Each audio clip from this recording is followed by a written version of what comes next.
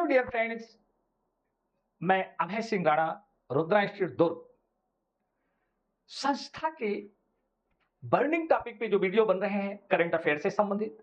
दोस्तों, आज हम आपको सेशंस ऑफ द पार्लियामेंट, संसद के सत्र पे प्रकाश डालेंगे। खासतौर पे पीएससी और व्यापम में इसमें काफी गहन और डीप प्रश्न आते हैं। आइए देखिए सेशंस ऑफ पार्लियामेंट।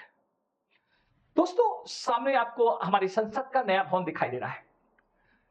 संसद केंद्रीय विधायिका, सेंट्रल लेजिस्लेचर, जिसे अंग्रेजी में पार्लियामेंट या हिंदी में संसद कहते हैं। इंडियन कॉन्स्टिट्यूशन आर्टिकल 79, भारतीय संविधान अनुच्छेद 79 के अनुसार राष्ट्रपति, राज्यसभा और लोकसभा से मिलकर संसद बनती है।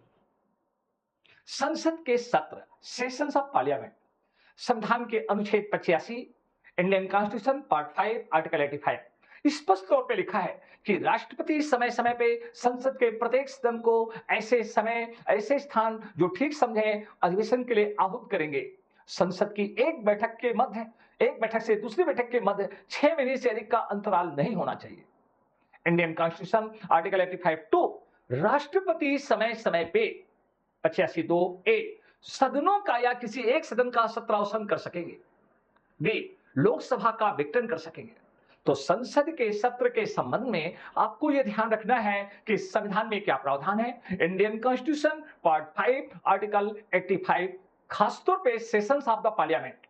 आइए, अनुच्छेद 86, सदनों में अभिभाषण और संदेश भेजने का राष्ट्रपति को अधिकार, right of president to address and send message to houses.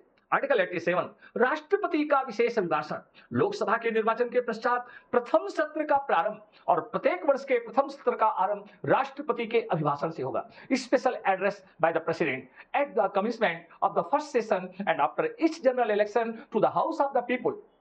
संसद का सत्र वह अवधि है जिसके दौरान संसद के सदन संसदीय कार्य के लिए बुलाए जाते हैं। दूसरे शब्दों में सत्र या सेशन उस सक्रिय अवधि का प्रतिनिधित्व करते हैं जब संसद की बैठकों का आयोजन होता है, जब विधानमंडल अपने कार्यों को पूर्ण करने के लिए सक्रिय रहता है। भारत में संसद का कोई निश्चित कैलेंडर नहीं है, किंतु सामान्यतः हमारे लोकतांत्रिक संसदीय इतिहास में संसद के एक वर्ष में 3 सत्र होते हैं, 3 सेशंस। संसद के किसी सत्र को बुलाने की शक्ति सरकार के पास है। इस पे निर्णय संसदीय मामलों की कैबिनेट समिति द्वारा लिया जाता है कि हम राष्ट्रपति को कब से कब संसद की बैठक बुलाने के लिए अनुरोध करें। आइए हम इंडियन पार्लियामेंट के 3 सेशन पे प्रकाश डालते हैं। फर्स्ट सेशन ऑफ पार्लियामेंट, सबसे लंबा बजट सत्र होता है जो जनवरी से प्रारंभ होकर अप्रैल मध्य या मई के पहले सप्ताह तक समाप्त होता है। इस सत्र में एक अवकाश होता है ताकि संसदीय समितियां बजटीय प्रस्तावों पे विभागीय चर्चा कर सके। सेकेंड सेशन ऑफ हाउस, यह 3 सप्ताह का मानसून सत्र होता है जो आमतौर पे जुलाई अगस्त में होता है और इसे हम मानसून सत्र के नाम से जानते हैं। थर्ड सेशन, शीतकालीन सत्र यानी तीसरे सत्र का आयोजन नवंबर दिसंबर में किया जाता है। भारतीय संसदीय परंपराओं में सबसे छोटा सत्र ये शीतकालीन या विंटर सेशन होता है। सत्रावसान द्वारा न केवल बैठक बल्कि सदन के सत्र को समाप्त किया जाता है। सत्रावसान की कार्यवाही भारत के राष्ट्रपति द्वारा की जाती है। सत्रावसान और फिर इकट्ठे होने तक के समय को अवकाश कहा जाता है। सत्रावसान का आशय सत्र का समाप्त होना, न कि लोकसभा का विघटन होना।